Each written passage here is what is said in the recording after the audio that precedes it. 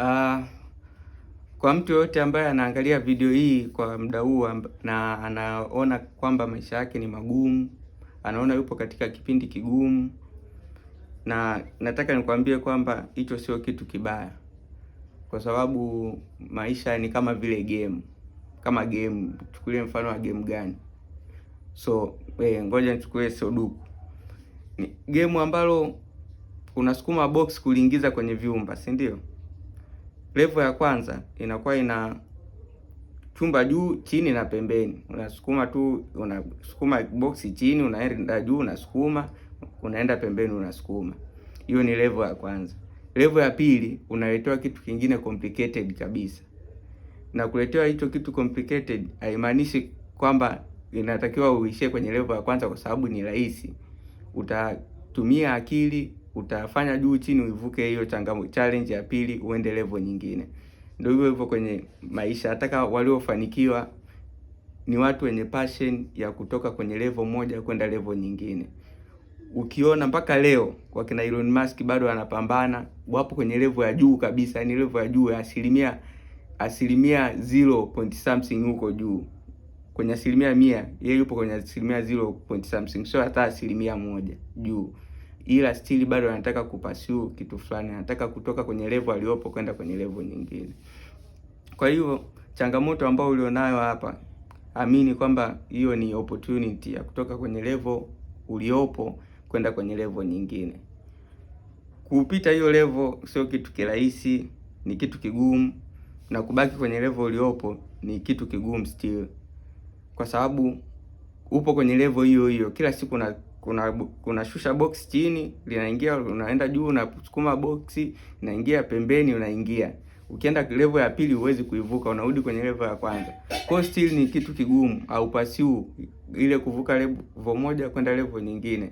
Haupati kabisa ile feeling ya kwamba nimetoka kwenye level fulani kwenda kwenye level nyingine.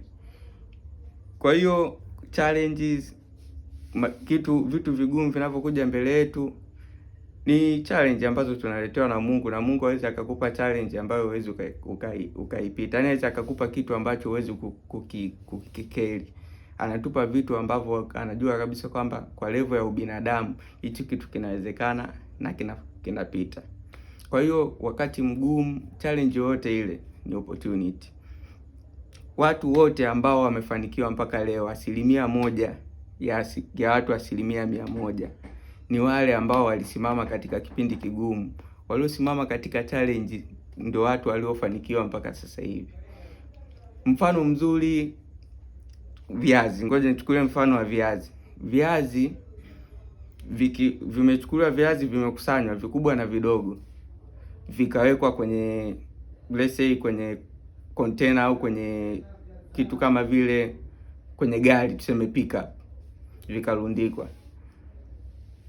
Pickup ikianza kupita kwenye rough road, yani kwenye rough ambayo haijatulia, sehemu ambapo ina mitikisiko, viazi vikubwa vinapanda juu, vidogo vinashuka chini. Huo ni mfano mzuri. Viazi vikubwa vinapanda juu, vidogo vinashuka chini kwenye barabara ambayo ina mitikisiko. Kwa hiyo ina maana kwenye wakati mgumu, walioko juu alafu wapo wiki watashuka chini, waliopo chini alafu wapo strong watapanda juu. Kwa hiyo wakati tulionao, wakati mgumu ambao tunaamini kwamba tupo kwenye wakati mgumu, hiyo ni opportunity. Tupambane tuweze kutoka kwenye hiyo level twende kwenye level nyingine. Ni kuamini, ni kuendelea kufanya kitu ambacho tunakifanya, ni kurudia. Upo kwenye level moja, kila ukijaribu njia hii unaona haufanikiwi kwenda kwenye level inayofuata, kesho cheza tena, jitahidi kuingia kwenye level nyingine. Ukishaingia kwenye level nyingine, level uliotoka unaiona rahisi. Ukiingia kwenye level nyingine, level uliotoka unaiona rahisi. Hivyo hivyo kwenye maisha, ukivuka changamoto moja, changamoto nyingine ulioiacha unaiona ni rahisi. Kwa hiyo jamani, changamoto ni opportunity still. Changamoto sio kitu cha kukushusha chini. Changamoto, wakati mgumu ndio muda wa kusimama. Kwenye wakati mgumu ndio muda wa kusimama. I'm out.